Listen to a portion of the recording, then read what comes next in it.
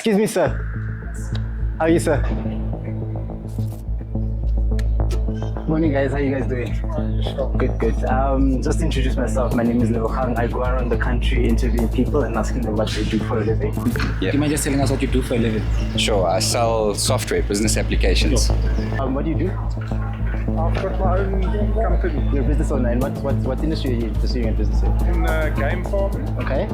Just need to be dedicated on your work. Okay. Just make sure that you do what you're asked to do, and yeah, it's just that. What do you do for a living? I'm a maintenance manager at BMW. Oh, you're a manager at BMW. Is it? Is it? What advice did you have for a young guy who wants to become a manager at BMW? Well, you must first apply for a job at BMW and you must study. And you must study. So.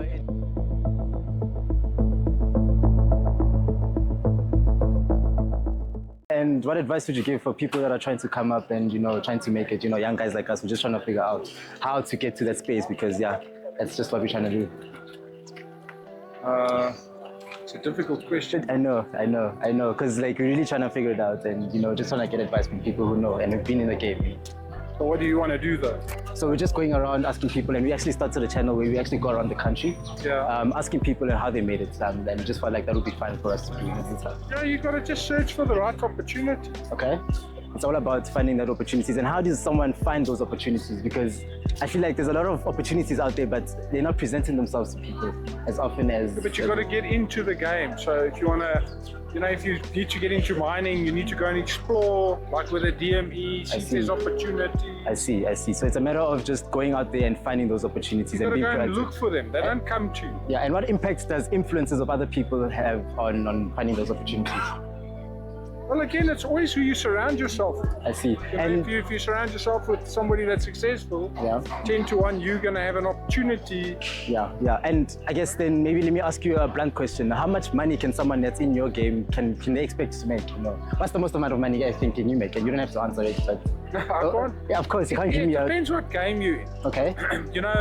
If you're in mining, obviously there's a lot of money in mining. Yeah. But it needs money to make money. Is it? You need money to make money. I see. Okay, no, thank you so much for your time, Okay, sir. Thank you. right, Thanks. thanks. Ciao. What's up, Ytopia? We're currently out here with Clint. Clint. Yeah. Do you mind just telling us what you do for a living? Sure, I sell software, business applications. And what do one actually have to do to actually get into such an industry, especially in our generation?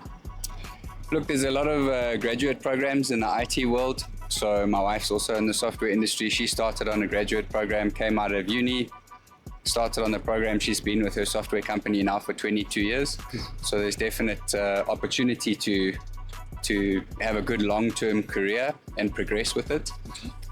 Myself, my story was a little bit different. I didn't come through the grad program. I didn't get to finish uni. I tried working a little bit. I went overseas, spent about 7 or 8 years there, tried to open a few businesses. That was tough lessons in life. But you kind of fail your way to success, and I think that's the thing. You just got to be resilient. You got to have some grit, and you got to consistently chase your dreams. Okay. And then do you think education played a huge role in actually where you're at today? Do you think it plays a massive role in where you're at?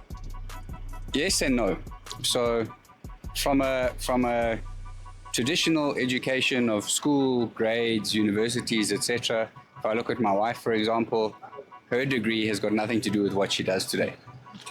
I didn't get to finish my degree, but I've got to where I've got to. But it doesn't mean I haven't educated myself. And so we live in a very digital age. We live in this age of AI that allows us to ask questions, to find answers. So I think, education comes down to your curiosity. And in the IT world, technology is moving so fast that if you're not curious, you can't keep up with it. And if you can't keep up with it, you start to become irrelevant. And so you constantly, every day, we're learning, we're doing new courses, we're watching things, we're reading things. We spend a huge amount of our time absorbing information and self-studying, basically. Okay, and then just 2 more questions. And then what industry would you actually advise somebody my age, the youth, to actually get into? Oh, it's a good question. I suppose it depends what your ambitions are and what it is that you value, right? If you value working with your hands, you probably don't want to get into a typical corporate environment. If you value wearing suits and sneakers and you want to, climb a corporate ladder, then obviously you need to make your decisions from that perspective. I think where we are though is that things like chiropractors, biokineticists, physiotherapists, things that computers and AI can't take away, are going to be very desirable and very relevant as time goes on. We live in a world that's also more sedate. We eat faster food. People are often less healthy, so they need those medical practitioners. So that's always a good thing in my opinion. Anything to do with a solid skill set that the world will probably always need, like being an accountant. I think that role's going to change, but if you don't understand accounting, you're going to battle to understand AI in accounting. And so you need to get your head around what it is that ultimately appeals to you. The IT world is a fascinating place. It's moved so much, it's changed so much. There's huge opportunity for the youth in it. We do a lot for the youth. We look to empower people, lots of AI stuff, lots of coding, lots of helping people come to terms with data and enriching themselves and their skill set to be more relevant. But the skill set you have today is almost irrelevant tomorrow. You've got to acquire the skill set again tomorrow. And so rent is always due. And I think regardless of the industry you go in, rent's always going to be due. Then what are the sort of numbers you actually see on a monthly basis? If you had to throw a number out there, what are the sort of numbers you see in the industry that you're in? Numbers in terms of earnings? Revenue, yeah. Or The business companies- revenue? Yeah, the business revenue. Oh, it's lots. I work in a company that works in dollars. My wife works in a company that works in euros. When we have conversations with customers, we're talking hundreds of thousands of dollars or euros at a time. Which is millions and rands. It's millions in rands. If you look at collectively what our organizations are responsible for, you've got, sometimes over $1 billion a year in revenue that you're working on every year. Yeah. Thank you very much for your time. Most welcome. Good luck. Thank you. Thank you.